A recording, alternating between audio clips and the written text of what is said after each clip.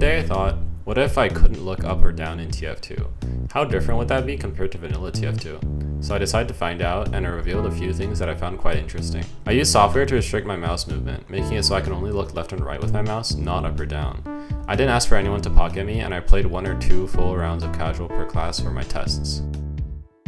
When fights were on flat ground, it was mostly just vanilla TF2, excluding certain classes. You just shoot at the other person until one of you dies. One key difference that applied to every class, however, is that many powerful positions in the game became way weaker, because powerful positions in TF2 are often on high ground, and when you aren't allowed to shoot downwards, you couldn't really take advantage of these powerful positions.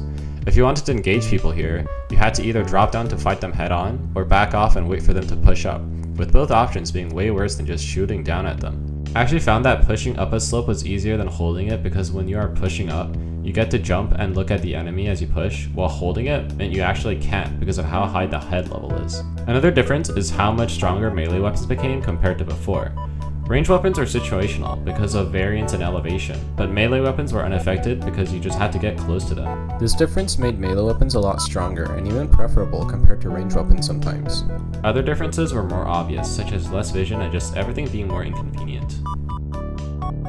Scout's double jump is a major part of his kit, both in and out of combat. But with this restriction, you couldn't really use it in combat anymore. As an example, let's look at the heavy versus scout matchup. When fighting a heavy as scout in vanilla TF2, you can double jump over his head to mess up his aim and force him to quickly turn around and shoot you. Doing the same thing with the restriction meant you couldn't shoot the heavy until he landed, giving the heavy a lot of time to readjust his aim and shred you. Because of this, scout became a lot more grounded class, and I only ended up using his double jump for getting to flanks or to contest high ground. Scout didn't end up being that different compared to vanilla, so you can just use any good vanilla scout loadout for this challenge and it'll be okay. Soldier is one of the classes that are most affected by this restriction, but I could be biased. Soldier's primary movement tool, rocket jumping, gets almost completely removed with this restriction. The best rocket jump you can do goes like 5 meters. This makes the gunboats and man-turrets almost completely useless, and it makes me very depressed. That aside though, a lot of other tools for Soldier gets removed too. You cannot juggle people, you cannot airshot people, you cannot get reliable splash damage by shooting at the floor. All of this means you have to go for direct hits. You can still use shotguns to combo with your primary to confirm kills, and you can probably spam decently well if you find a good angle. But he's a lot less versatile compared to vanilla. With these restrictions, I ended up with a playstyle revolving around killing flankers and finding specific angles to spam from, instead of roaming around and getting picks with rocket jumps. The direct hit is probably the best primary, but I didn't use it because I don't like it. Since the boots are useless and reliable damage to charged banners is hard to come by, the shotguns are the best options for the secondary slot. Excluding the market gardener, the melee slot is just vanilla though. Since Pyro is such a close range class, they didn't play that differently from vanilla. There's still notable differences though. Air blasts were a lot harder, snipers were harder to deal with, flare guns were a lot more situational, and shotgun is a lot worse than before. With combo Pyro, extinguisher was basically the same, but flare guns were a lot worse at finishing off people trying to get away from you. All this means that Pyro's playstyle gets reduced down to just WM1ing, since secondary weapons and air blasts are a lot less useful. Pyro's secondaries become a lot weaker with this restriction. Shotguns and flare guns aren't as powerful as before, the thermal thruster doesn't go as far, and the gas passer is the gas passer. Demoman is actually surprisingly versatile with these restrictions. Due to the arc of his projectiles, he has more vertical range than any other class, and you can still deny areas and set down traps similar to vanilla Demoman. You can even sticky spam like vanilla, you just have to find the right area. A notable difference is that pipes are a lot harder to hit since you can't aim that well, and it ended up just using stock and spamming rollers since landing direct hits was very situational. Overall, Demoman is probably the most fun class to play under these restrictions, and it actually adds a bit of nuance instead of just restricting you. This means his loadout is basically just vanilla. You just have to consider that pipes are a lot harder to hit. Maybe this means the boots are good, I don't know. Speaking of boots, full Demonite just ended up being almost completely vanilla since he was a melee class and didn't get affected that much. You can charge and kill people just like vanilla, without any differences. You don't really have to aim your melee weapon up or down when you're that close to your target. Hybrid Knight is not that good because pipes are hard to hit, but his melee weapons are still the same. Not much to say here. Heavy was one of the more frustrating classes to play. In vanilla, he relies on good positioning to stay alive and get kills, but with these restrictions, good vanilla positions make you not get kills. I actually ended up just intimidating people by standing in good spots without shooting them because I thought I could shoot them, but I couldn't. If they didn't get intimidated and instead ran at me, there was nothing I could do to prevent my death. I couldn't even run away because of Heavy's movement speed. I ended up just playing Heavy to hold corners or to find specific areas to hold, sort of like Soldier, but way slower and more boring.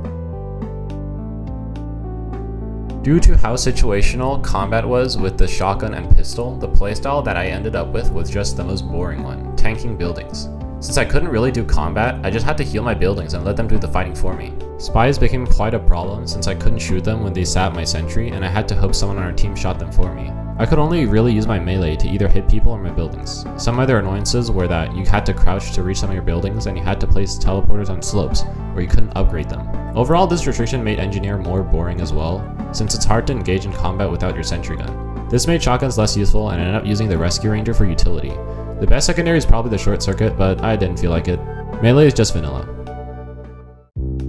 Because I couldn't aim that well with these restrictions, meta gameplay ended up being very boring. I couldn't go for crazy saves with my crossbow, and I couldn't utilize crit heals that much because I couldn't always heal the people around me. Some of the time my teammates were below me and I couldn't heal them before they died since I have a neck problem. So I was forced to kind of just pocket people like a heal button. Yeah, very boring. The most fun I had was with my melee, dueling people, since crossbow saving and crit healing, the fun aspects of healing, were hard to utilize with these restrictions. Sniper is really bad. Due to the long-range nature of Sniper, he's basically the opposite of Demoman in the way they both get affected by the restriction. Demoman is barely changed because elevation doesn't vary much in close range, but Sniper gets heavily nerfed because of elevation differences at far range. The only way I could get long-range headshots was either on perfect elevation or on a slope that I can change elevation on, such as this one on upward. This slope is actually perfect for this scenario, and even then, the sniper rifles sucked. Long-range headshots were just not reliable, so I turned to the Huntsman. The Huntsman was a much closer range option compared to the rifles, and I found way more use for it than the rifles. Since the camera was always at head level, I could frequently turn corners and headshot people on flat ground. The arrows could also drop, so at least I could spam people on different elevation. So yeah, the rifles are pretty bad, but the Huntsman is pretty good. The SMG was also pretty bad since hit scan is situational, so I just used the Girardi on either Kuki or Bushwhacker. Spy was mostly just vanilla. Similar to Demonite, the Spy is a close range class, and looking up or down doesn't matter when stabbing people. Drop stabs, stair stabs, and understabs were almost impossible, and you had to crouch to stab teleporters and shoot buildings. But those are all differences that don't impact his core gameplay that much. Most of my deaths on Spy were just because I was playing Spy, not because of the restriction. The biggest difference is that his revolvers were a lot more situational for combat, and you couldn't reliably finish off targets or kill Razorback snipers with them. Because his gun was less useful in combat, I decided to use L'Étranger for the passive click bonus. Everything else is vanilla. When I couldn't look up or down, it felt like the skill ceiling was being limited, and I frequently felt like I couldn't do things that I wanted to do or I should have done. I was basically playing a 2D game when I used hit scan weapons or weapons without drop, which removed a lot of depth. Demoman was the only class that felt nuanced because he could shoot above him and below him, while other classes felt boring or annoying because you can only shoot on 2 dimensions. So I guess the takeaway of this video is height is important in TF2. Yeah, that's it. Okay, bye.